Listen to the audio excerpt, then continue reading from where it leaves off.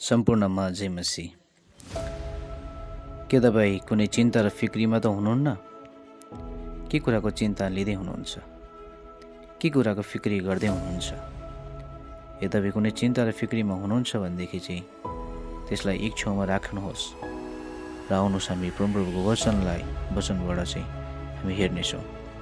मसँग खोल्न सक्नुहुनेछ मत्तीको पुस्तक 6 अध्यायको 25 पदलाई। आउनुहोस् हामी हेरौँ र यसलाई पढ्नेछौँ। यसकारण म तिमीहरूलाई भन्दछु, के खाउँला र के पिउँला भनी आफ्नो प्राणको निम्ति र के लगाउँला भनी आफ्नो शरीरको निम्ति फिक्री नगर। के जीवन खानेकुरा भन्दा र शरीर लुगाफाटा भन्दा उत्तम होइन भन्ने परमेश्वरको वचनले चाहिँ हामीलाई बताएको कुरा छ।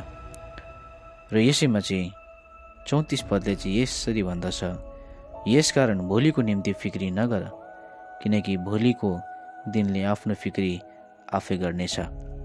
आजको दुःख आजको निम्ति पर्याप्त छ।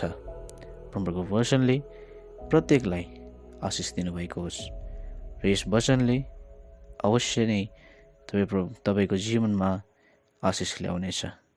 यस कारणले हामी चिन्ता र फिक्री चाहिँ गर्नुहुन्न र परमेश्वरमा भरोसा राख्नुपर्छ। भोलिको दिनको निम्ति भोलिले नै चिन्ता गर्नेछ।